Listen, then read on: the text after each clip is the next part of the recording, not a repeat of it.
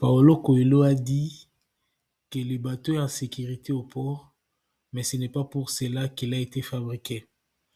Il en est de même de l'être humain. Ce n'est pas, c'est souvent quand on est seul qu'on se sent en sécurité, mais c'est pour être en relation avec les autres. Raison pour laquelle aujourd'hui nous allons traiter des 5 clés des relations humaines.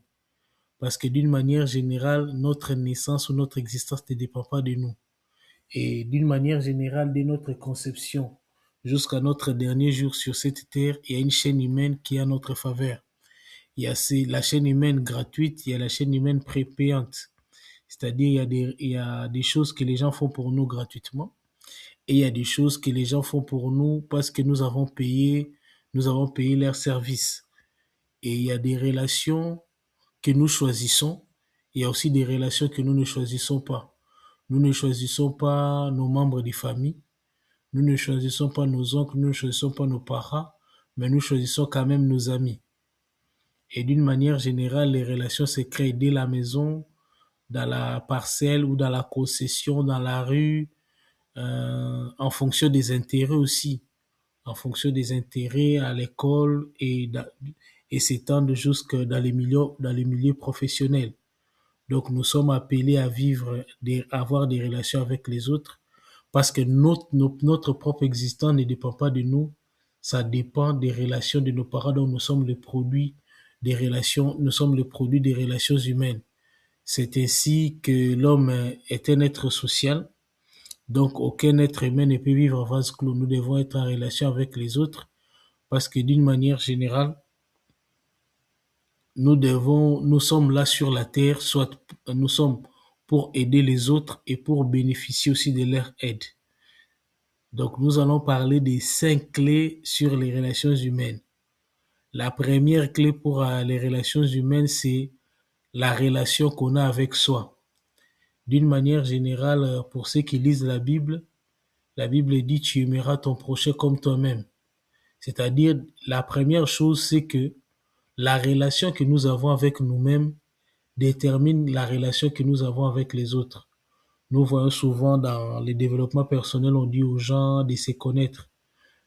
Bon, la connaissance de soi, on peut se connaître pour les événements qui sont déjà arrivés, pour les choses pour lesquelles, les valeurs pour lesquelles que nous avons développées, mais d'une manière générale, par rapport à certaines circonstances de la vie qu'on n'a pas vécues, on n'est pas souvent préparé parce que la vie, d'une manière générale, pour vivre sur la terre, il n'y a pas un tas d'échauffement. C'est ainsi que nous apprenons chaque jour. Et comme je le dis toujours, la vie est trop courte pour apprendre tout de soi-même. La vie est trop courte. La vie est trop courte pour apprendre tout de soi-même. Donc la première clé, c'est d'avoir une bonne relation avec soi. Aujourd'hui, la plupart des gens que vous voyez entre guillemets toxiques, qu'on appelle guillemets toxiques, regardez au fond, ils n'ont pas de bonnes relations avec eux-mêmes. Et si vous voyez aussi quelqu'un qui n'a pas de bonnes relations avec les autres, regardez la relation aussi qu'il entretient avec les membres de sa famille. Parce que d'une manière générale, les premières personnes que nous sommes en relation avec eux, ce sont les membres de famille. Les relations que nous avons aux membres de famille déterminent aussi les relations que nous avons avec les autres.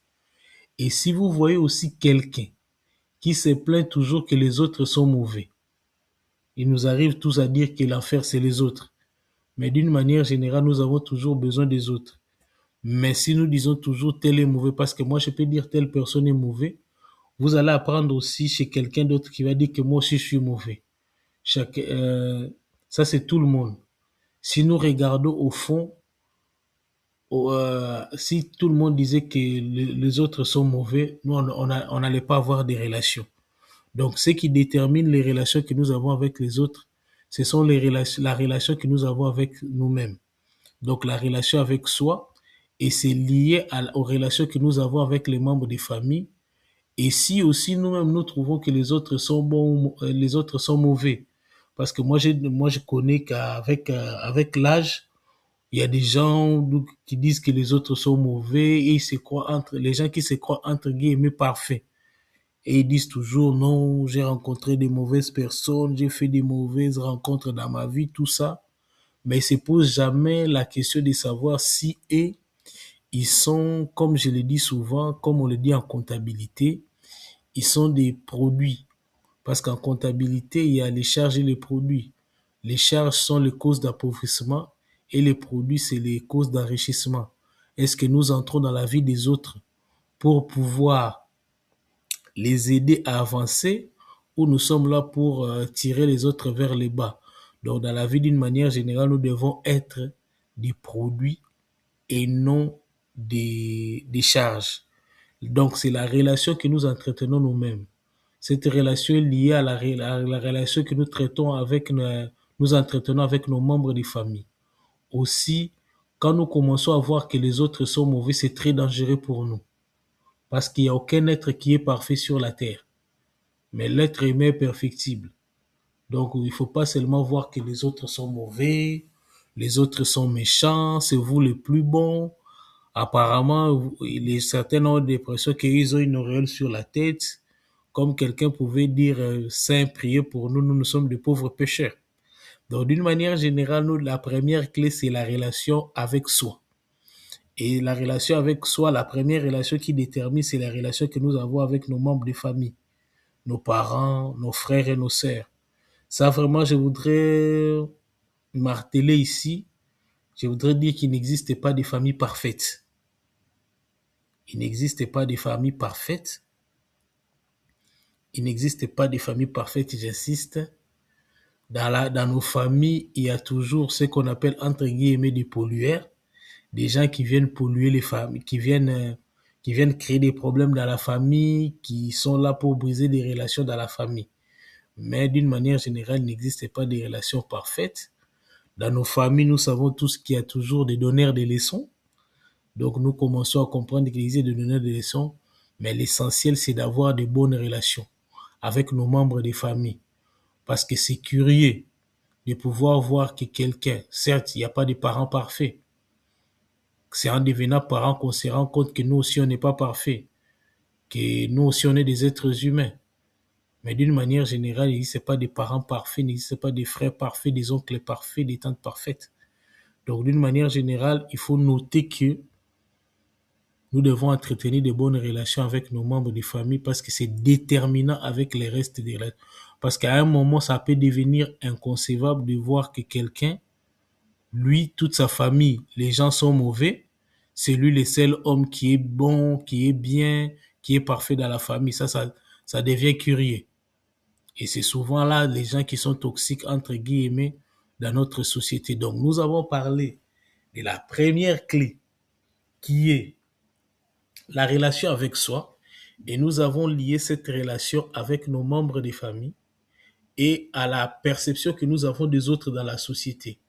Parce que d'une manière générale, au lieu de voir des autres comme étant des ennemis, certes, je ne suis pas ignorant. Il existe des adversités, des animosités. Mais même les gens qui nous ont fait du mal ou qui veulent nous faire du mal contribuent d'une manière ou d'une autre à notre avancement. Parce que d'une manière générale, il faut noter que même les gens qui veulent vous du mal, à un moment, certaines personnes qui nous ont insultés, qui nous ont minimisés, qui se sont moqués de nous, nous ont aidés dans la vie. Donc, il faut avoir toujours une bonne perception des autres, voir la vie du bon côté, et il faut les voir toujours comme étant des alliés, des gens qui peuvent nous aider d'une manière ou d'une autre.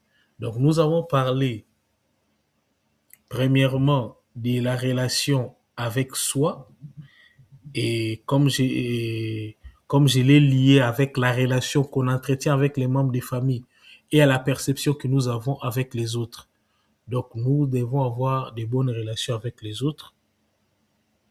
Nous devons avoir de bonnes relations avec les autres parce que c'est ce qui peut nous permettre d'avancer et d'aider les autres à avancer dans la vie.